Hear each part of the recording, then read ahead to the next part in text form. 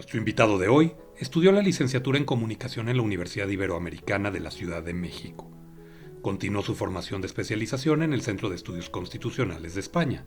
Asimismo, concluyó su doctorado en el programa de Cambio Social de la Facultad de Sociología y Ciencias Políticas de la Universidad Complutense de Madrid, España. Fungió como jefe de información para una agencia internacional de noticias y corresponsal en Cuba y Europa. Los jueves y domingos publica la columna número 0 en el periódico Excelsior. Ha sido conductor de televisión de diversos programas de análisis político y de coyuntura en Imagen Televisión, Excelsior TV y Canal 11. Desde el año 2012 imparte clases en el Departamento de Comunicación de la Universidad Iberoamericana.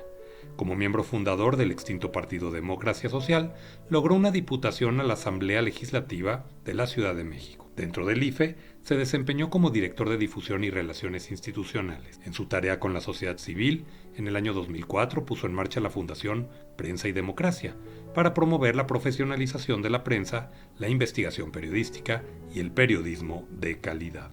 Ha sido miembro del Consejo Consultivo de la CONAPRED durante 8 años.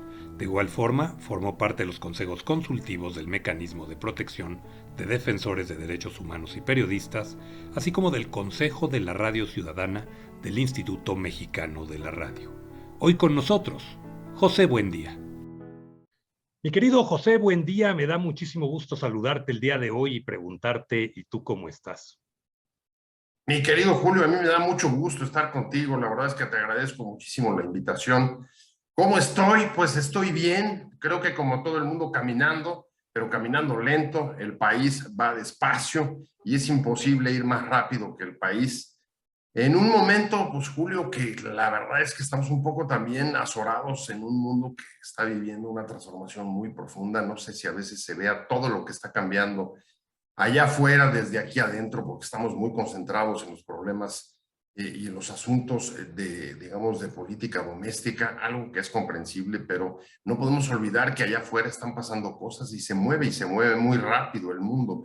Hay una transformación tecnológica, cambios sociales, la democracia está digamos, bajo dudas, un momento difícil para los gobiernos, para las sociedades. Acabamos de pasar una pandemia, 2 años de encierro, una guerra que está modificando los equilibrios geopolíticos como la de Ucrania y un futuro pues en buena medida incierto, porque nadie apostaría a saber qué es o cómo van a desarrollarse el curso de los acontecimientos en los próximos, ¿qué te gusta? En los próximos 5 años.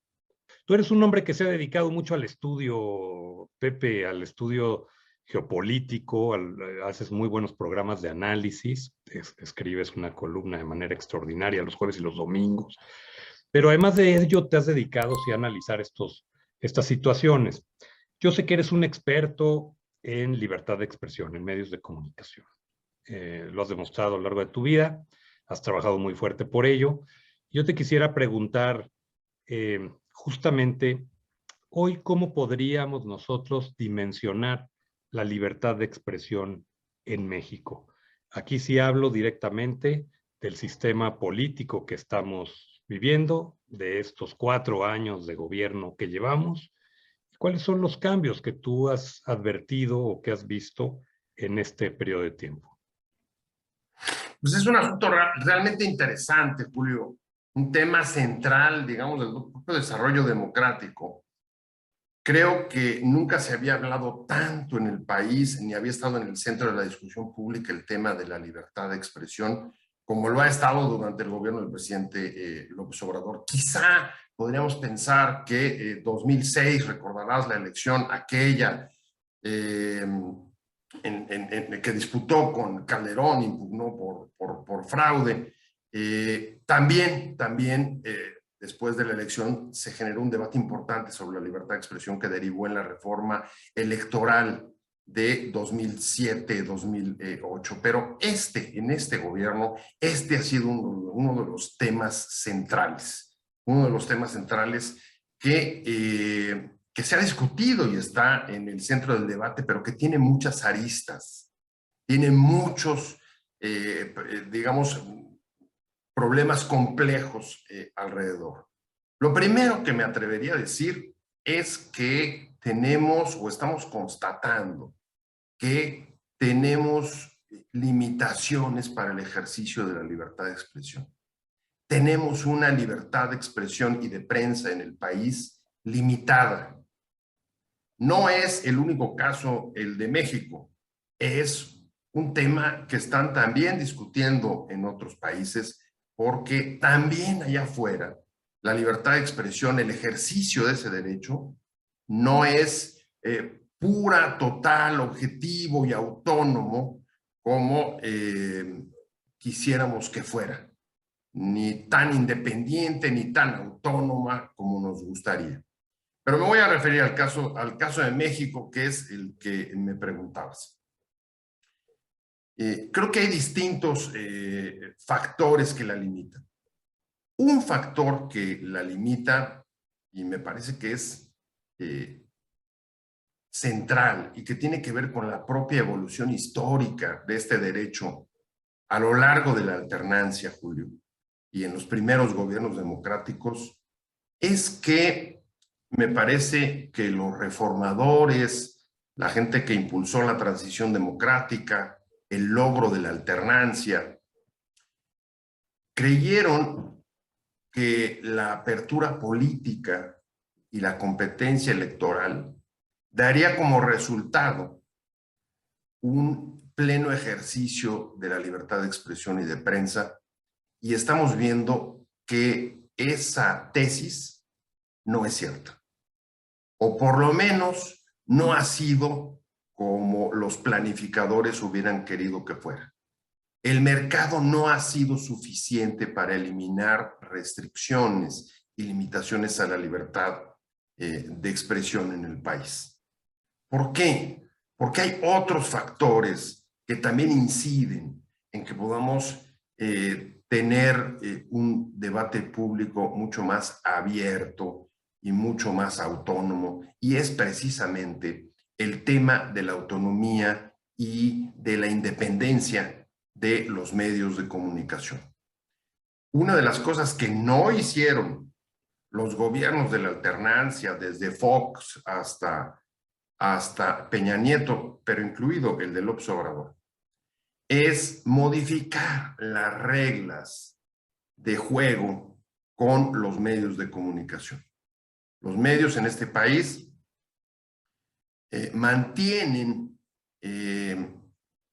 pautas del viejo autoritarismo, del viejo Estado corporativo, en el que desde pues, aquella prensa oficialista que todos conocimos, la recordarás, perfecto, Julio, ese modelo oficialista del PRI cuando era partido prácticamente único, que pues no solamente fue el promotor del desarrollo de los medios de comunicación, no solo de la prensa, sino de la radio y televisión en el siglo XX, además mantuvo una relación, digamos, de penetración a la prensa que le permitió,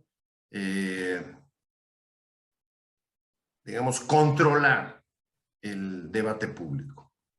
Los gobiernos de la alternancia también utilizaron a la prensa con este propósito, y quizá es un ejemplo de cómo una transición o una reforma política como la mexicana se pudo hacer sin abandonar mecanismos autoritarios en la relación con los medios, desde digamos, los poderes tecnocráticos, que fueron los que finalmente lograron hacer la apertura económica y la liberalización política mexicana.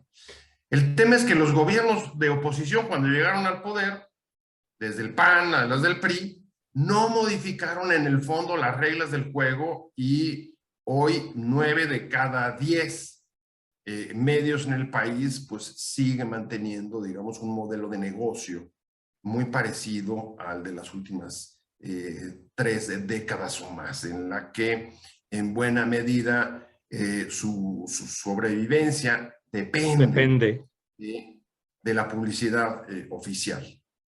Es notable, Julio, que desde el primer gobierno de la alternancia de Fox, una de las promesas fue evidentemente la libertad de expresión sin restricciones, amplia, aquí se acabó.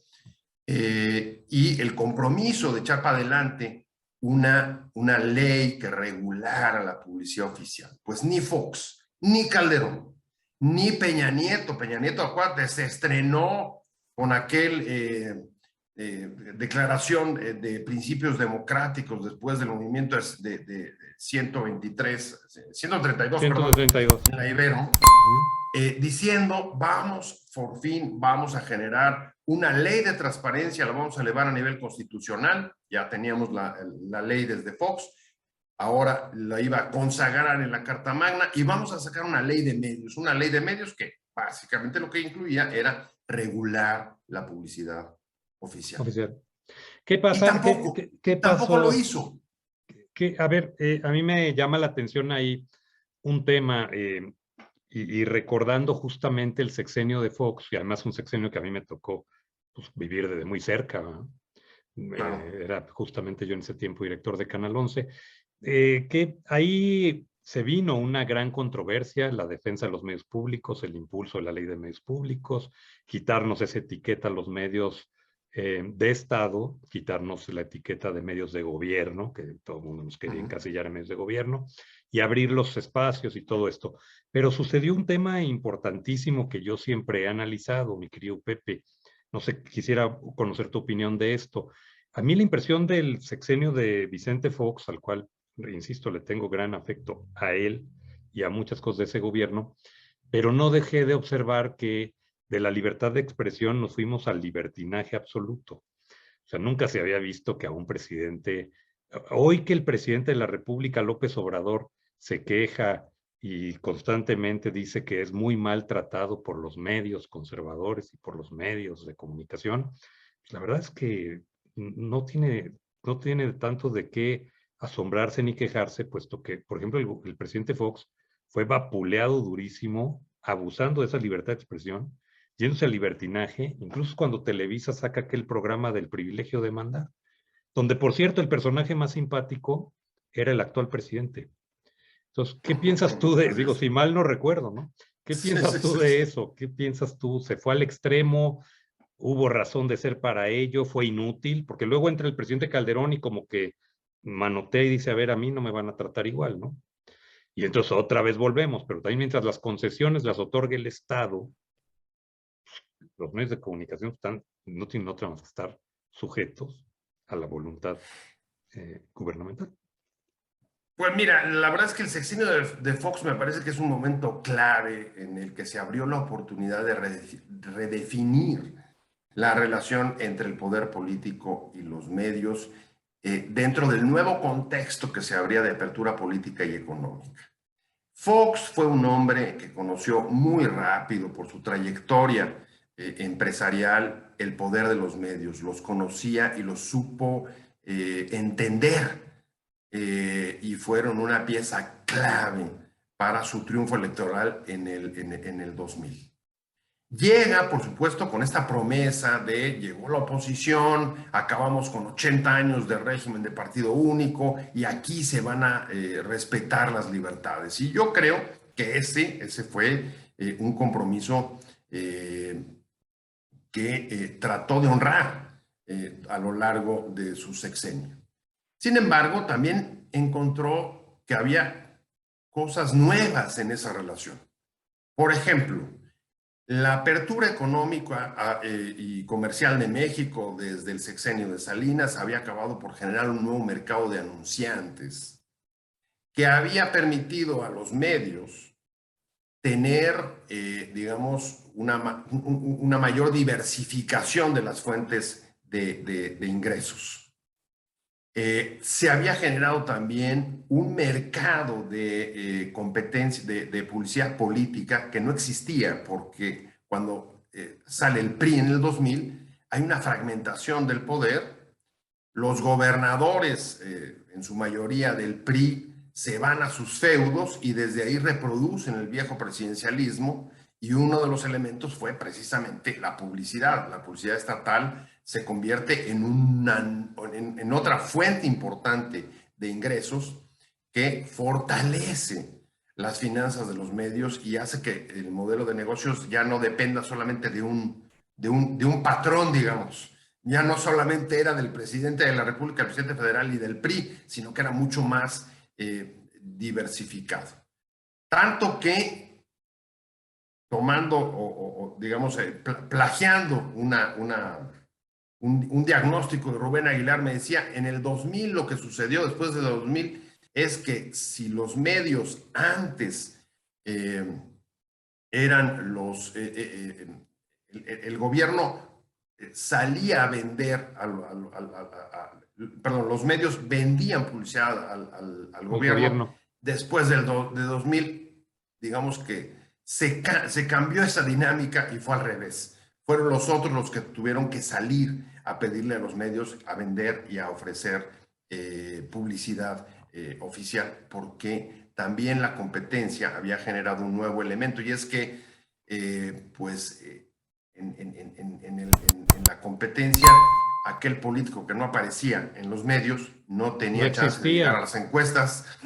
Pues y si no estaban las encuestas tampoco existía. Entonces el viejo adagio priista de el que se mueve no sale en la foto cambió también y se convirtió en político que no sale en la tele, pues no tiene ninguna posibilidad de aspirar. Y esto dio un poder enorme que el péndulo lo fue girando desde el poder político hacia los medios. Ese es el contexto en el que comienza el gobierno de Fox. Él ofrece, recordarás, hay una convocatoria pública para discutir una ley de medios. Sí, claro. Sí. Yo encabecé la mesa 8, fueron 12 mesas. A mí me tocó encabezar la mesa 8. Y uno de los puntos era el tema de publicidad oficial. ¿Qué sucedió? ¿Por qué Fox no da el paso? Bueno, recordaremos también que a mitad del sexenio, en la elección intermedia, que ya había un debate inédito en el país, tú dices, al punto a veces hasta de extralimitarse en la crítica, enfrenta a Fox la elección intermedia en la que quiere conseguir la mayoría en el Congreso para, ¿te acuerdas esa frase de quitémosle el freno al cambio? El freno estaba... Claro. El gobierno estaba frenado porque el Congreso era de oposición. Bueno, tú acuérdate aquella primera plana de reforma del día 1 de diciembre, donde toma Vicente Fox posesión. Manuel Bartlett declara a 8 columnas en el periódico Reforma: no aprobaremos ninguna reforma a Vicente Fox. Y hoy estamos discutiendo aquí que si la alianza quiere hacer un freno legislativo y una vez, por favor, hombre, es que también somos de corta memoria, perdón. No, sin duda, ese fue, digamos, la inauguración de los gobiernos de poder compartido. Y por eso lo que tú dices de quitémosle el freno en el segundo trienio, ¿no? En la elección intermedia. Ahora, Fox estaba teniendo dificultades para mantener no solo la popularidad, sino para que los medios pudieran, digamos, generar climas favorables que permitieran justo el objetivo de ganar la elección esa intermedia, que no lo logró.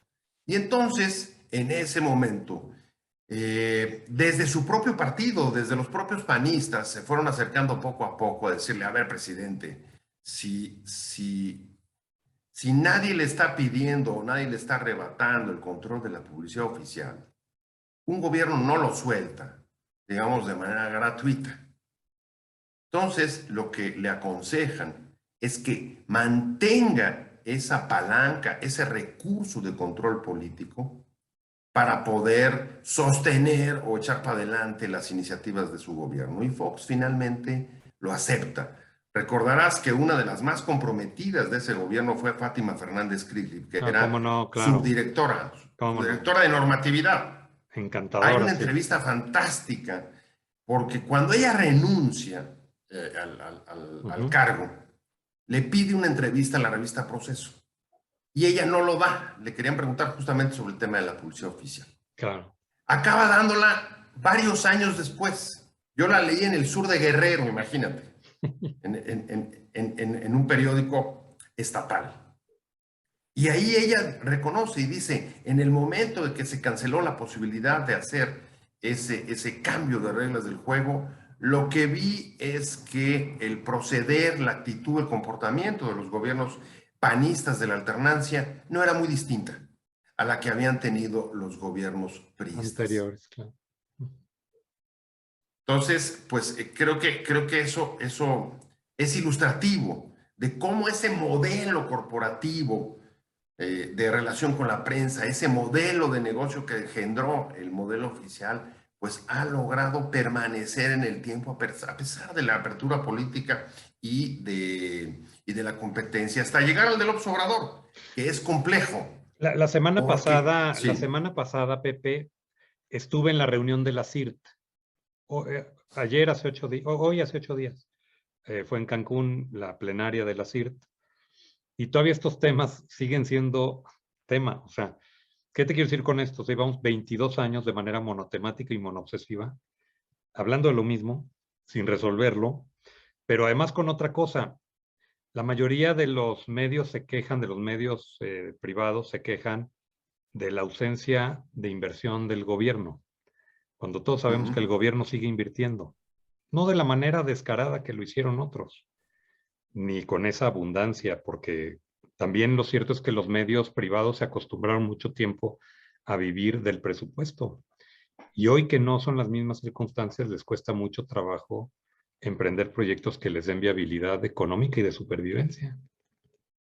Totalmente, totalmente de acuerdo contigo. Y ahora además tienen que enfrentar un nuevo modelo de comunicación política, que es el que ha instaurado el presidente López Obrador y que tiene varios elementos, digamos, que inciden directamente en su relación con los medios, desde la prensa hasta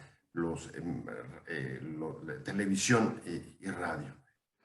Un primer punto es que desde que llegó, como bien dices, redujo el presupuesto, los fondos para la publicidad oficial de una manera dramática.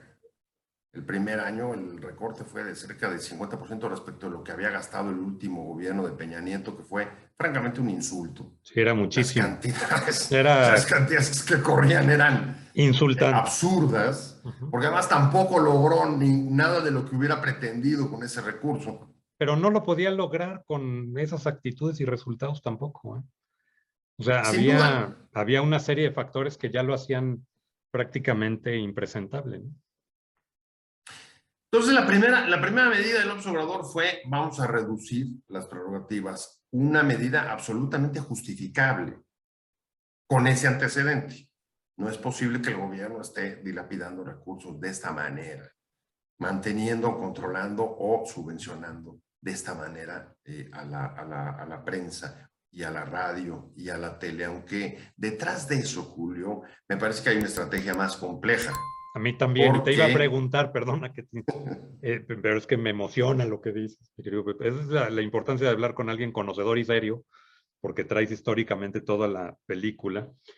Pero yo te preguntaría, ¿hubo cambio de estrategia o cambio de favoritos o mixto? Ya, yo creo que hay un poco de todo. López Obrador conoce muy bien a los medios. Yo puedo compartirte que, mira, yo estaba apenas saliendo de la carrera y ayudé o colaboré en la primera candidatura de López Obrador en Tabasco. Un grupo de gente, no voy a nombrarte a los otros que estaban, porque muchos de ellos son conocidos, pero fuimos, digamos, una cosa que le llamamos como una operación encubierta para romper el bloqueo informativo del PRI en 1989 a Tabasco, la primera vez que corrió por la gubernatura. Y eso te da cuenta de, íbamos por parte de la corriente crítica del Frente Democrático en ese momento, el Frente Democrático Nacional, ¿lo recuerdas? Sí, claro, claro. Sí. El que da la candidatura a López Obrador, incluso antes de que surgiera el PRD. Y en esa elección, pues uno de los puntos claves para tener alguna oportunidad era lograr romper el bloqueo informativo, porque el control que había sobre los medios de parte del partido oficial era abrumador. No se decía más que lo que ahí quería aparecer. Yo empezaba a trabajar, era corresponsal extranjero en ese momento, y recuerdo, fíjate, era casi como un guión. Cuando en 88, el día de la elección, sale a levantar la mano. El presidente del PRI, Carlos Salinas, dice, fue un triunfo contundente, claro y contundente. Es la misma frase que utilizan el día de la elección en Tabasco unos meses después, 5 meses después. El PRI dice, el triunfo de Neme Castillo, que era el candidato del PRI, fue claro y contundente. Entonces, esa relación con los medios la conoce muy bien y la trabajó y consideró dentro de su propia estrategia durante los siguientes 30 años. Cuando llega al poder, construye un nuevo modelo basado fundamentalmente, es mi opinión, en considerar a los medios no como, digamos, un poder civil o de la sociedad civil que tiene una función central en la democracia, ¿no? Como supervisar al gobierno, exigir rendición de cuentas, ayudar a combatir la corrupción, etcétera, etcétera, sino una visión de los medios como instrumento de sus adversarios, como parte de la oposición, y por tanto el tratamiento hacia ellos no es solamente la de empresas periodísticas o radiofónicas o de televisivas, sino como agentes o parte de la oposición política. Y entonces la primera medida de reducir el financiamiento a los medios tiene que ver con el propósito, creo yo, de generar un debilitamiento de los propios medios, que como decía, pues es justificado porque las ingentes cantidades que se habían dado antes eran no solo groseras, sino absolutamente impopulares. No es un accidente, Julio, que en este país, por ejemplo, con el movimiento 132, que hubo réplicas o digamos, o movimientos similares en otros países, en Chile, los pingüinos, en Wall Street, en España, bueno, todos esos movimientos, Julio, ninguno tenía como centro los medios de comunicación. El 132 sí, recordarás que su última manifestación, su última marcha, unos días antes de la elección de Peña, fue justamente en Televisa. Sí, claro. Para demandar libertad de expresión, claro, apertura, claro. Entonces se iba a justificar plenamente en la reducción de las prerrogativas. Entonces hay, digamos, una estrategia de tierra que sí implica una variante, porque más que eliminar las reglas o cambiar las reglas, trata de llevar el control y el poder a la esfera del presidente como parte, además, del proyecto de fortalecimiento de la figura presidencial. Y lo que dice López Obrador, una de sus ideas, digamos, más centrales es y recuperar la autonomía del Estado. El Estado no podía estar subordinado ni recibir órdenes de las empresas mediáticas. Tenía que recuperar el poder y la autonomía del gobierno central. Junto con eso, pone en marcha, digamos, una estrategia aérea, por llamarle de alguna manera, que son las mañaneras. Claro, a eso iba justamente. Las mañaneras son parte de ese modelo, una parte central, en la que el objetivo central del presidente es mantener, establecer y dirigir el debate público, estableciendo la narrativa todas las mañanas. Marcando la agenda. Exactamente. Y dentro de eso hay digamos, una tentativa por reforzar el debilitamiento de los propios medios a través de la confrontación con algunos medios y con algunos periodistas en particular. Lo justifica con el tema de la comunicación circular y el derecho de réplica. Curiosamente, con, digamos, argumentos absolutamente liberales. Total. Por supuesto que cualquier ciudadano tiene derecho de réplica. Pero estamos frente a una situación absolutamente inequitativa. Nadie cree que el presidente necesite, teniendo el micrófono presidencial, los recursos de la publicidad y el acceso a los medios, Más demandar los medios públicos, ¿eh? Más los a los medios medios públicos. públicos. Nadie cree que necesite que le garanticen, como a cualquier ciudadano común, la posibilidad de replicar frente a una crítica inexacta o alguna calumnia que él considere que haya sufrido. No, el propósito es justamente neutralizar, como haces con la oposición, cualquier crítica o ataque que pueda afectar, o la pretensión de que te arrebaten o te disputen la narrativa oficial, el sentido de los hechos, la explicación de las cosas. Y en eso ha descansado en buena medida, me parece a mí, hasta ahora, el propio ejercicio del poder político.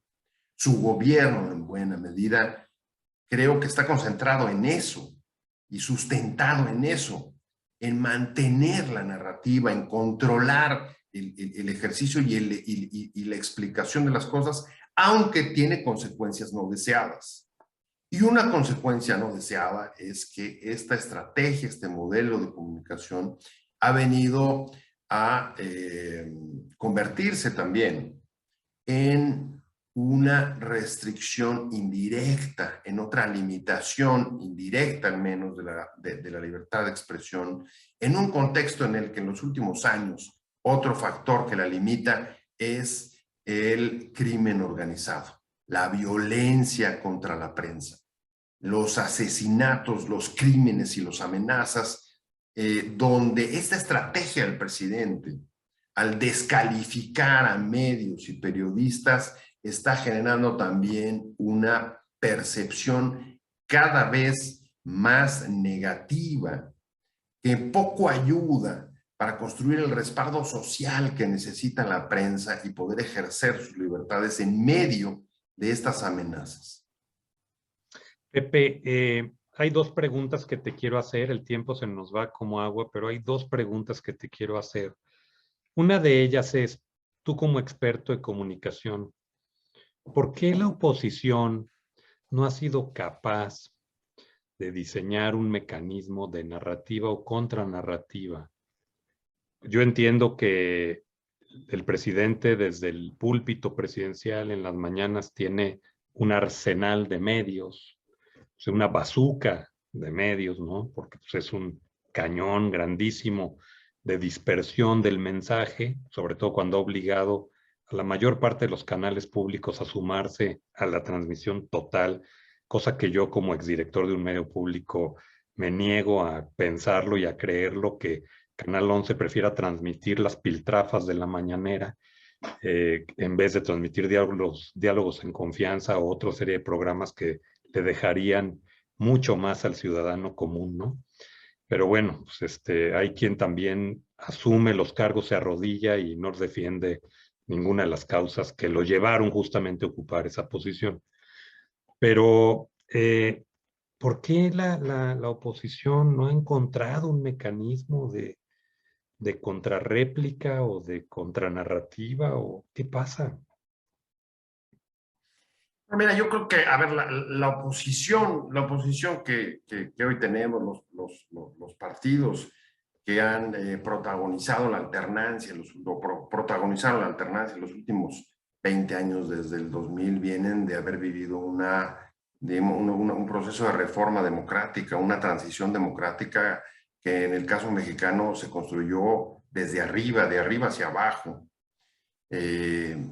A través de reformadores desde el poder, que incluso fueron los que impulsaron la construcción del sistema de partidos, quizá a excepción evidentemente del PAN, que era un partido que venía desde los años 40, y algo de pues, la incorporación de la izquierda con el Partido Comunista desde la reforma de 78. Estos reformadores generaron, digamos, una apertura, un cambio democrático vertical, desde arriba, impulsaron una nueva pluralidad en el país, pero diseñada, yo te podría decir que hasta cierto punto limitada. Este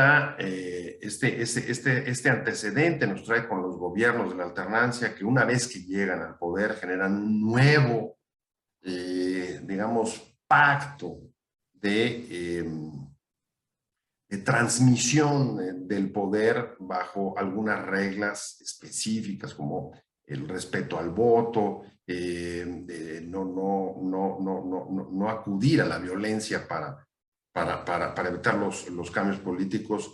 Y en la práctica, tanto el PRI como el PAN poco a poco se fueron refugiando mucho más en los pactos cupulares. El Pacto por México es un ejemplo clave. Y distanciando cada vez más de los problemas reales del país. Distanciando cada vez más de la ciudadanía, de lo que pensaba, de lo que sentía. Y esta dinámica que se agrava en los últimos sexenios de Peña Nieto de manera brutal por la corrupción rampante y la espalda que le dieron estos partidos a la ciudadanía, acaba por socavar su representatividad. ¿Cómo explicarnos si no que en pocos años del 18 al 22 el país haya dado un giro completo, no solamente el poder presidencial, en la mayoría de los estados? Claro. En 4 o 5 años Morena está gobernando más del 60% de la población. Sí, 20 estados. Y en efecto, pues lo que tu pregunta, ¿por qué la oposición no atina a construir un discurso? Pues creo que porque no lo tiene. Y creo que no lo tiene porque desconoce este país, porque no lo conoce bien, porque no ha bajado y ha logrado conectar con las causas, viven en cúpulas alejadas de la ciudadanía.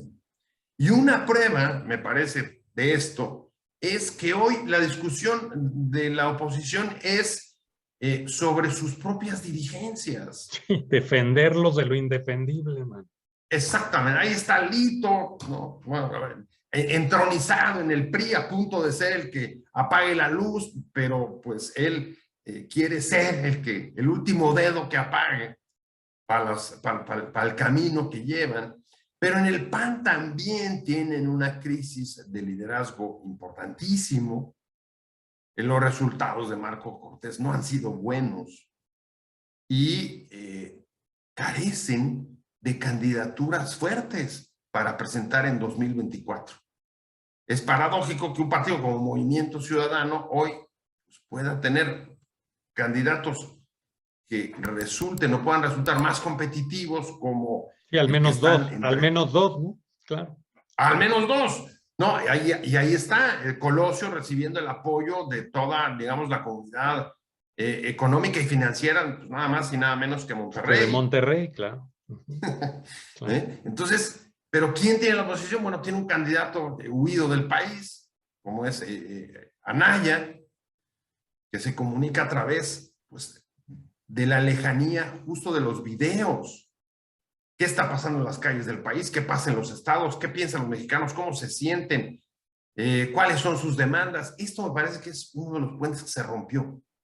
Y la oposición ni siquiera hizo la crítica o la autocrítica suficiente cuando sale del poder para buscar lo que era obvio desde mi punto de vista, y era pues una renovación de cuadros, una renovación de proyecto, una renovación de ideas y de narrativas. Bueno, se anclaron. Una iniciativa fehaciente para defender a los periodistas. Digo, ya por ahí, sentido común, caray. Ahí tenían un terreno donde pisar, pero el terreno que pisaron fue justamente el salir con un diagnóstico que me parece viejo. Las alianzas opositoras no son nuevos, acordémonos que las primeras fueron contra el PRI, contra el PRI, ya en la alternancia, en los estados, coaliciones PAN, PRD, Durango, por ejemplo, fue el ejemplo de una de Bueno, ellas, Quintana Roo. Durango yo creo que puede ser, podría ser, falta pasar a la realidad, porque del deseo a la realidad hay un camino larguísimo. Pero Durango, el actual triunfo de Durango podría ser un ejemplo de un gobierno de coalición. El problema que tenemos es ese, ¿cómo es posible que hoy la discusión de la alianza esté centrada en ver si Alejandro Moreno va a librar las acusaciones que le hacen, o si en vez de estar utilizando todo ese tiempo ya en ir hacia adelante en un proyecto de unidad, ¿no?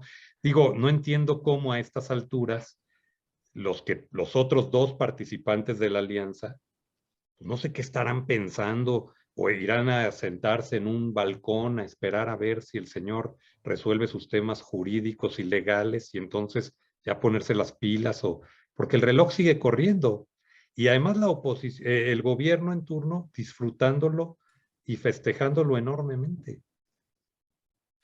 Sin duda, porque todos esos comportamientos, Julio, pues lo que abonan es a la percepción de que pues estos partidos lo único que les interesa es defender los privilegios del pasado, que es justo el lenguaje, la crítica y el terreno donde el gobierno los ha querido poner. Claro, es que han caído redondos, o sea, los han llevado al rincón donde ellos querían. Pero eso no es lo escandaloso es que parece que sienten un estado de confort ahí. O sea, no son capaces de salir de ese círculo, no son capaces de pensar primero en el país y luego en ellos. ¿Por qué no admiten gente nueva en los partidos? Pues porque hay los patriarcas o el Olimpo pierde preferencias, pierde prioridades, pierde beneficios. Entonces, primero yo y luego el país, pues ¿qué tiene? Eso lo estamos viendo clarísimo en el PRI. ¿Quién puede pensar que una alianza se puede fortalecer o enriquecer a través de un escándalo de su dirigente? O sea, yo creo que en ningún país del mundo, cabrón. O sea, en ningún No país. estamos de acuerdo. Hay una crisis global del sistema de partidos. Y en el caso de México, ese elitismo, ese encerrarse en las cúpulas, que estamos viendo quizá el grado más extremo con el PRI, pues te conduce a tener partidos que son cascarones vacíos. Si no, no se explicaría el que pues la propia militancia de estos partidos no haya sido capaz de deponer a sus liderazgos. De dónde los ciudadanos podemos tener motivación de seguir ese tipo de liderazgos? Perdón, pero como que vamos un poco en sentido contrario, el mundo al revés. Pero finalmente, ya te estoy diciendo yo mi sentir y te voy a pagar esta consulta por la terapia que No, me estás dando. yo te la voy a pagar a ti, gracias, Julio. Hermano, pero oye, mi querido Pepe, a ver, la última pregunta. ¿Qué hacer para defender realmente o para proteger realmente a los periodistas? ¿Qué hacer, Pepe? Porque si diario los ponen desde la mañanera como los enemigos del país, por esta falta de tolerancia, de inclusión, de respeto a la libertad de expresión, de frustración, de impotencia que te señalen tus incapacidades y errores, que además, si alguien tuviera que ser juzgado en el futuro, pues también la incapacidad es un delito que se debería de perseguir porque causa problemas abismales para el país.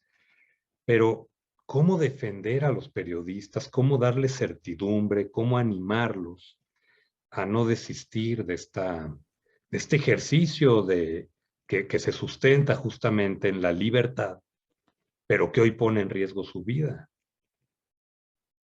Pues mira, eso es, a ver, es un tema de resolver quizá tan difícil como recuperar la paz en el país. Claro, No sé claro. si exagero, pero No, yo así creo es que sí como lo lo estoy, es. Yo creo que así como es. lo estoy percibiendo. Y hay varias cosas que son evidentes. Una, el camino que seguimos desde 2012 con la creación de mecanismos de protección de periodistas y fiscalías especiales no ha dado resultados. Y no ha dado resultados porque se ha construido una justicia, una especie de seguridad o justicia paralela, que es más ineficaz que incluso la justicia o los aparatos de justicia para todos. Entonces, creo que hay que evaluar eso. Sí, si hay que reforzar, digamos, lo que desde un principio tenía que haber trabajado, que es la justicia, algo que hemos abandonado, no solo para los periodistas, sino en general para la sociedad. Dos, el presidente creo que cada vez más tendría que tomar conciencia. No sé si eso vaya a ocurrir de que las descalificaciones desde la mañanera son una amenaza indirecta a la libertad de expresión. Y sobre todo, algo que me preocupa mucho, y es que esa clase de discursos en el debate público debilita el respaldo de la sociedad. A los mexicanos parece no importarles demasiado que maten tantos periodistas en su país.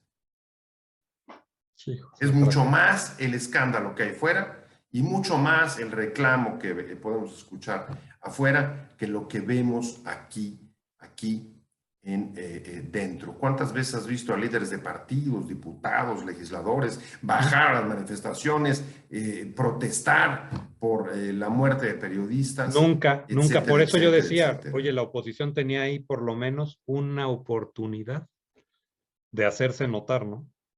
Por lo menos.